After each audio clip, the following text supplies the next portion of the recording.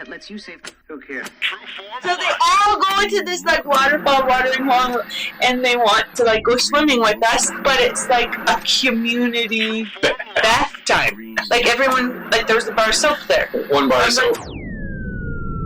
Welcome to Exploring Mind and Body with Drew Tadia. Drew is an expert in nutrition, fitness, lifestyle, and more. And he wants to help you live a healthier, longer, and more active life. Now here's your host, Drew Tadia. Welcome to another edition of nationally syndicated Exploring Mind and Body. Thank you so much for being here. Thank you for tuning in and being a part of our True Form Life community. We're coming at you with a brand new show. We appreciate whether you're listening on terrestrial radio across the country or as a podcast around the world. We certainly wouldn't be here without you. So stick around.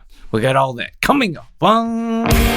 This is Exploring Mind and Body. Naturally improve your lifestyle one show at a time with your host, Drew Tadia. Hey, good morning. Good morning. So today we're talking about Beat the Heat, but only because that's what everyone's talking about. I think it's over. Yeah. So anyways, there's a few things that we've been doing, and then there's a few things that other people have been doing, and then we want to hear what you guys have been doing too. So we thought maybe we talk about, Sue actually gave us a great idea, and we're going to share that with you. We did this. It was like a 3-part cold water therapy. And Dorothy was not interested. I don't know why he says that. Okay, in the video, you probably haven't seen the video. Nope. But in the video, Dorothy is like, I don't know what she's doing. I'm talking about cold water therapy. She's like picking her nails and she's like looking over there. And I'm like, what is she doing? And then on Instagram, someone commented, they're like, what's Dorothy doing? And I was like, I don't know. Maybe she wasn't interested in the topic. Doesn't really make me want to do more videos with you. Sue is laughing. So anyways, that's that word. So Instagram is just @Drew Tadia. We use that for our business page. And I thought about changing that to a private page, but I don't know. We always change things up to see what works and what doesn't. And so what we've done, Dorothy and I had a conflict of interest, but what was this? We closed the windows, and most people are doing this. You close the windows at a certain time of day, and then you close the blinds, and you keep the heat out. And it was like, I think 10. No, it was early before you went to school. It was like 7, and Dorothy's like, you got to close the windows and the blinds. And I was like, no, it's too early. I need some morning breeze because I'm inside working all day, and some of us have AC all day. Our AC was not working at school, actually. One day this week. Two days. The last 2 days. Yeah. We heard from someone, I think it was Stephanie, that said that they don't have any AC at all at their school. Who knows? But it's not like this often. Like, I was talking to a friend in LA, and he was like it's so different. Like, people don't understand. I think it's difficult if you don't travel or if you don't actually experience it. Because we had a lot of friends that were like, oh, it's hot, you should be enjoying the heat. And we're like, it's not. It was, what did I shared it on my phone with a friend, and it was like, I took a screenshot of the heat, and this is Fahrenheit, mind you, but it was 75 in LA, which is normal. So it was, in Old, it was 93 Fahrenheit. So this is probably high 30s, so 38. I'm guessing. And then Calgary was 97, so that's close to 40. It's got to be like 38, 40. And then LA, it was 72, which is like 22 degrees. Yeah. And mind you, that's an ocean breeze.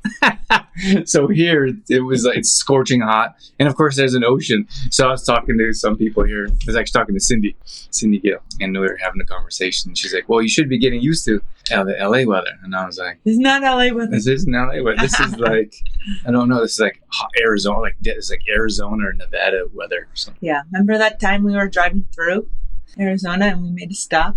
And you just like step on the pavement, it feels like your skin is gonna sizzle. It was like the pavement was like your feet like feel like your flip flops gonna melt. Yeah. So hot, and I was like, how does anyone live here? Because it's like that all the time at certain times of year. It's summertime, and it was scorching hot. Let's see what we have. Yeah, for we're not big. We know lots of people that enjoy the desert. We're not big desert people, though. Yeah, just telling some friends in LA, and they don't really comprehend. They're like, "What do you mean it's hot? It's hot. What's the problem?" But it's pretty much unheard of. I think we broke a bunch of records. I only looked at it briefly, but it's unheard of to be even like I think it was hot for BC, and BC gets quite a bit hotter than here. So it's funny that this is a topic that we're talking about, but it is like everyone was like, "Oh my gosh, we're dying here. It's so hot." It's not made for the heat here. Even I was talking to Drew about like how the houses are built differently for the heat in LA, so it's more comfortable inside than here. Yeah, for sure. Yeah, for sure. And then, like I said, there's an actual ocean breeze, and then of course there's the ocean there. Here it's like, where do you go? Like we may have to drive to like a lake, or we drove to a stream actually, which is nice. But river, maybe you would like to call it a river. A river. I don't know the difference between those. Lake, pond, river, stream. It's a difference. Grade 6 science. Did not pay attention very well. I'm like, ocean or non-ocean? Don't you remember having to like name in school, name all of the rivers and the lakes and categorize them? No, we didn't have to do that. I remember doing that. I think it was grade 6. Like they'd give you a map and you'd have to categorize them. Oh, well, maybe we had to do and that. And like name all the Ontario lakes, for example, and all that stuff. I was not a good student. I didn't pay attention to any of it. I just had to study really hard. I can remember my mom having like flashcards and like making me sample tests because I had lots of test anxiety. So my mom would do like mock tests Really? So to try to like simulate a test situation so I could like get used to it, you know? Oh man, my mom did a lot of them with me. What was that show? They were like, Yellow Bus. What was that? King and Queens or something? Wasn't Friends? I don't remember that one. I think it was King and Queens. Do we have any King and Queens fans out there? Doug and Gary? Oh my gosh, they're so funny. But one of them was taking like a driver's test, and then he was like, "You have to be careful of like yellow buses or something." So every once in a while, like they wouldn't even be driving; they'd just be in the house. And they'd be like, "Yellow bus," and I think it was Gary, and she'd like freak out. She'd be like, "Stop doing that!" And he was like trying to prepare her for the test. Oh, okay. I'm gonna see if we can find that clip. I don't know what he's talking about. It's okay if you don't. Like during the summertime, people don't really work out, right? But you think you have more time, people. Right? Yeah. You have more time, so it's like, okay, I have more time to work out, but it doesn't work like that. Or if you go, like when you go on like a trip or a cruise, or even though there's a weight room in the cruise area, or you're all inclusive, there's a gym. You have nothing to do, lay around drinking all day. But no, like people just don't do it. It's kind of crazy because we're always like, I don't have any time, and then you have all this time, and then you don't do it. Right? That's why we say it's a lifestyle. Like, doesn't matter where you are, where you're going, what you're doing. Like, if that's part of your lifestyle, you make time for it. And if you don't make time for it, then you never make time for it. So true. That's with our Fit Fam. Those of you that aren't sure, we do live workouts every Tuesday, Thursday morning. My mom shows up to those too. A lot of fun. But one of the things we talked about, always Bug and Dorothy, about our cold water therapy videos, but there's tons of benefits of cold water therapy. And it was like a perfect time to do it. When it's 152 degrees out. Yeah. Like often when we're at the beach in LA, it's same thing. Like it's cold showers most throughout the summer because you need to lower your body temperature. You need to cool down. So here I was having, and they don't need to be long, like 3 to 5 minutes if you can. And then there's different levels. Like it can be like cool, cold, or freezing. I don't like freezing. I don't know if anyone likes freezing. So I do. But even that would help. Like even, it's interesting when I was reading up on cold water therapy and collagen, two separate, but they're connected, is that if you have cold water on your face, I think it has to be a bit longer than like 3 seconds. Oh. I think it's like something. I washed my face in cold water after my run this morning. I waited a little bit too long to go for my run this morning, so I was like super hot and sweaty. So then when I got back, cold water, and my eyes are a little puffy because of the pollen. So I said, cold water, like cold water, not cool water. Not cool or cold, freezing, cold. But anyways, what I was saying is all that the way cold. All the way freezing. nice. Yeah. Okay. What you were saying was, I was saying was that the cold water can help the collagen in your skin, and the collagen makes your skin more like elasticity. gives you a little facelift. So if you did that on a regular basis, you would see some results there. But it's a tough one. We did that topic a number of times, but a lot of people are like, cold water therapy? No. And there's a thing where people actually dip themselves in ice water, and that's where you get done that. I've done that, yeah. I actually did it. No, I didn't have... You know what I did is I put the bath water cold, like freezing, as cold as it went. And then I dropped packages of ice in it. And I sat in there for 10 minutes. It's free. It's uncomfortable. Like, there's no other way to put it. But I just feel like the benefits outweigh the uncomfortability. Mm-hmm. For me, personally. Sri Lanka. Oh my gosh. Remember how humid it was there? That was it's like the jungle. You like go take your shower, get out, and then you're sweaty again. Like dripping sweat. Or these legs would sweat. My legs would like drip sweat. Just by sitting down. Yeah. I wasn't doing anything. It's, like we went there. We were there for a little over a month, I think. Yeah. And it was pretty challenging to deal with for that amount of time. But I'm like, how do you live here? Like people live there there's no escape. They're not like, oh, because we were like, oh my gosh, like some of the things were uncomfortable. We weren't used to things. Like that's just how it is when you travel and are in different places. But we were in a different comfortability. But you're like, oh, in 4 weeks we can leave, or in 3 weeks we can leave. 2 weeks we're leaving, like you have a mindset of like, okay, it's not forever. I'm not going to be walking that it's funny. We used to go to they had like a little corner store. So we would go to the corner store and we would buy snacks and toys and like gifts, and we'd walk through the village and we would go and give things to the kids. So they're amazing people. I think anytime you travel and you go to a place like that, people are warm and welcoming. But I remember this one family, and we wanted to go to the house. I'm not sure why we wanted to go to that house, but they opened the door and we're like, they didn't speak English and we didn't speak Sinhala. So they're like, come in. And we're like, okay. Like there's no language, and they just kind of stare at you. And then they call all the family to come look at you. Yeah. Like the grandma's there, the kids are there, the husband's there. So we're, and they're like, sit. And we're like, no. We're like, they're like trying to get us to sit on, like they have a small couch. So there's 6 or 8 of them standing there looking at us. And we're like, hi. But anyways, we have like these things like pencils and erasers, and a lot of people actually gave us donations. We had 2 suitcases full. Tons of stuff to give away. And so we had all these things, like random things, and sometimes we had toys. But anyways, so we wanted to give them these, I don't know, tools. I don't know what you call them, items. Yes.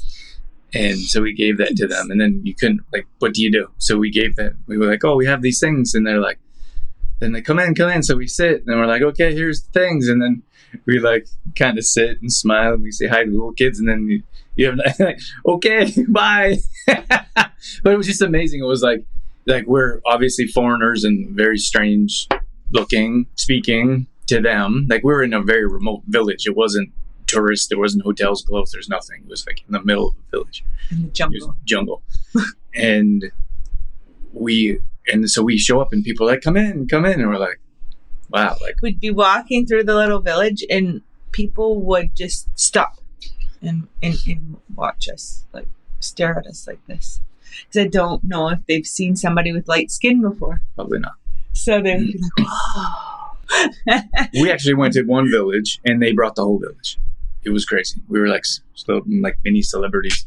There was little kids running up the hill and like looking and staring at us and running down the hill, getting more people, and then more people would run up the hill.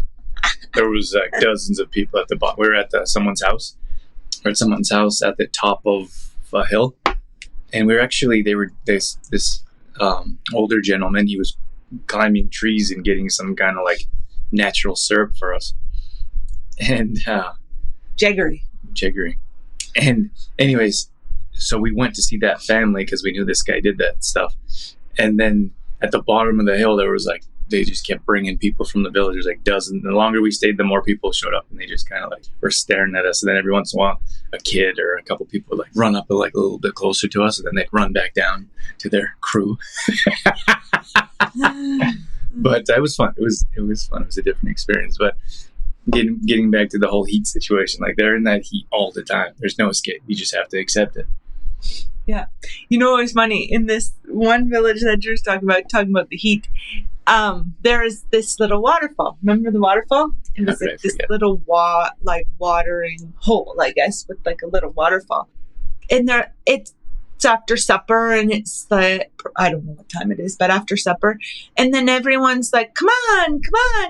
It's like all these people from the village are going to this watering hole because it's bath time. So they all go into this like waterfall watering hole, and they want to like go swimming with us, but it's like a community bath time. Like everyone, like there was a bar of soap there. One bar of soap. And everybody used the same bar of soap. Yeah. And we were just like, we didn't know, like, because we don't know the language, so we were just like along for the ride, whatever was happening. And then we didn't know what was happening. We just thought we were going swimming, and then it turned into. But you know, it's so crazy. Like we have like so much. Like this house has everything: running water, running toilets. We have soap, like more soap than like we have a small place. I would say we have a small place compared to most people's big houses, and we have 2 bathrooms. And you go there to a place like that, and they have 1 bar of soap for a village and like 1 watering hole, if you will, for a village.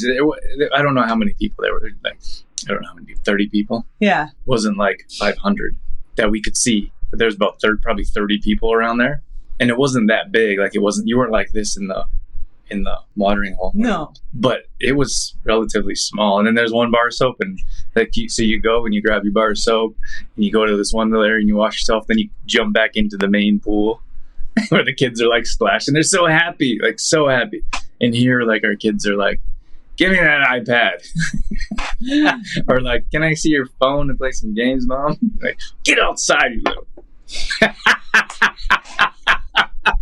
We'll take you to Sri Lanka for a month. Well, they have nothing and they're happy. Mom said it was probably the blue mohawk. Yeah, they love the blue mohawk. And it was actually quite faded. We were looking for blue dye there, but of course they wouldn't have any. Didn't have any anywhere. But they would run over and stare at the blue mohawk. But also our skin, of course. Our skin, I think. I think it was our skin mostly. We're the only ones around light skin. Yeah. So what I did was I took, I was having this week, I did maybe 1 cold bath a week or a day, and then 1, maybe 2 cold showers. Mm-hmm. And the cold showers are like 3 to 5 minutes. And I so I start off at cold. And then probably for 2 minutes, and then for the 3 or 4 minutes, I do the freezing. And it's, well, you know, the thing is, it's like so cold, and you're like, and then you relax and you kind of get used to it for a minute. You're like, oh, this isn't so bad. It's not so bad. But then when you get out, it's so like rejuvenating. You get out of like a freezing shower. You're like, first of all, you're like, I did it. And then you're like, I'm cool, at least for a moment. Suzanne says it was very hot and humid until yesterday, but it will be back on the weekend. Upper 80s, but feels like the 90s. Yes. And then you have the AC to deal with. We actually had someone come out from Ontario, and they're like, where's the AC? And we're like, we don't have AC. And they're like, don't houses have AC here? And we're like, no. We don't need AC here. We need AC here for 1 week out of the year. Just hard to justify for us. The price. Yeah. For a couple weeks. So we actually borrowed a little fan from one of our friends and Sue's idea was to put the ice cubes in front of, or the ice packs in front, and let the fan blow on the ice packs for cold, so it blows cold air around. Oh, that was nice. Yeah, it worked out really nice. We didn't even have a fan. I didn't even think about it. We didn't have a fan, but this feels nice, having a fan. Mm-hmm. Mm-hmm. And the ice cubes keep it. No. We actually sleep with our ice packs. Some people think that's really strange. But it's like does cool you off. Cools your body temperature down. Yeah. So just take an ice pack and put it in a small little towel. And put it wherever, like at your feet or back. Snuggle it. Snuggle your ice pack. But that's something else that we like to do when it's really hot too. Or even just sitting on the couch with an ice pack or something. Yeah. Yeah, you generate a lot of heat from your lower back. And a lot of people have lower back pain. So if you put the ice pack on your lower back, you kind of get a 2-for-1. But your feet also, like, I think my feet are so hot. Why? It's just, we just generate a lot of heat. That's why, when you're like grandma used to say, make sure you got good socks on and you always got a hat on. I don't think I put an ice cube on my head because the heat goes up and down. I don't know. Maybe the heat goes out through your feet. I don't know. But my feet were on fire. So Yeah. just put a little ice pack on your feet. Cool you down. Cool you down. I know a lot of people have been going to the lakes. People have been posting all kinds of pictures of being outside.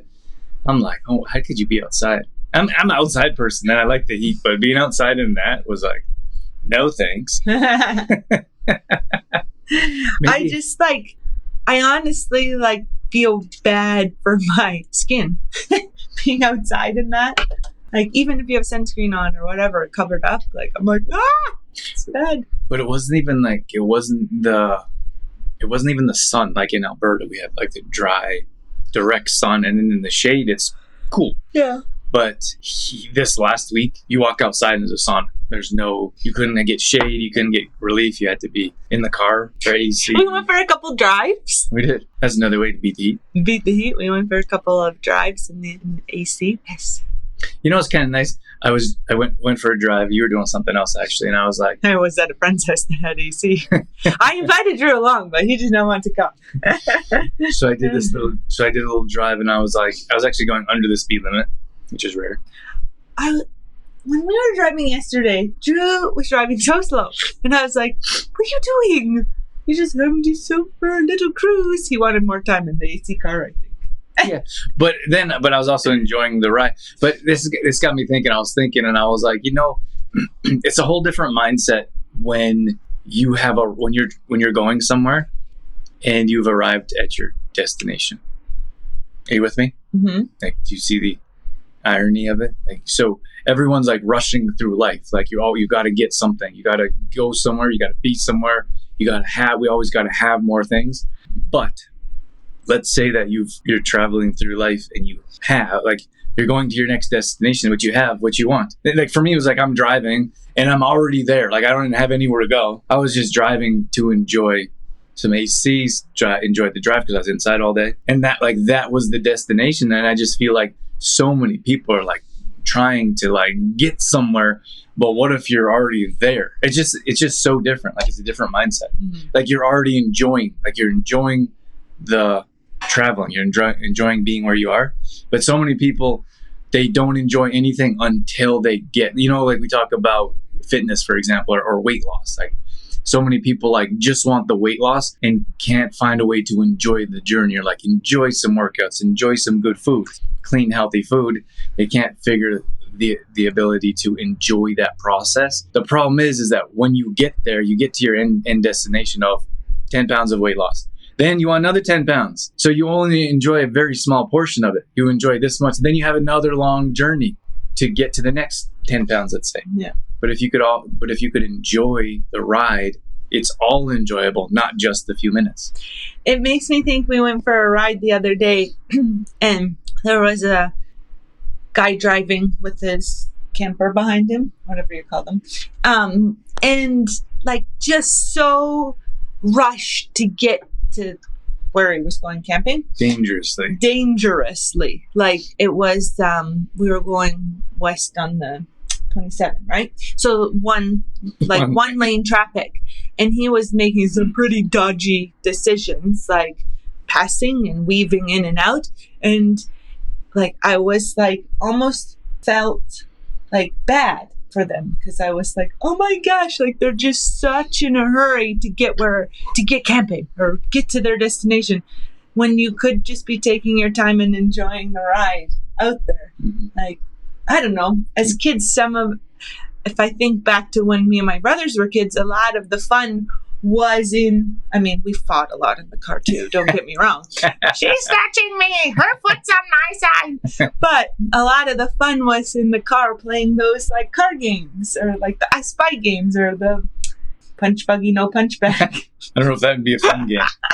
No, but so I don't know. I think sometimes if we just take, like, of course we're excited and we want to get to where we're going, but if we just take a step back and breathe and enjoy the ride, it's much more comfortable and safe too.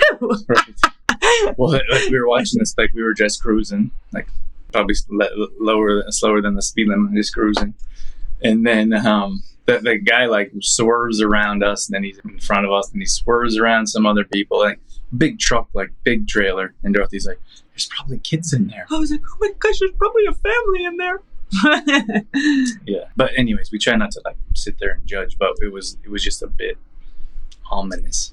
So but it's just a really nice point. Like, it's not, at least for me, I think it'd be when it's a whole, like, you're going camping, it's not the camping, like, and I think it takes some like strong mindset to get there, to understand, like it's the packing, the food, it's the packing up the vehicles to travel there. It's not just when you're there, because you're only there for a very short amount of time. Yeah. And then like when that time starts to wind down, all you're thinking about is packing up and rushing home. To what? You know, and then you're going to be like, oh, I don't want to pack up. But you've rushed to get there. You missed the whole process to getting to your end destination. I wouldn't say you enjoy the planning part. Not so much. But I like the planning part. I can agree with that. The planning, the making. I get excited to make the meals.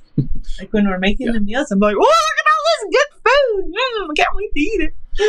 and it takes a bit more planning for us because it's clean. Like, I think it'd be easy to grab white hot dog buns, burgers, and hot dogs. Like, we don't eat that.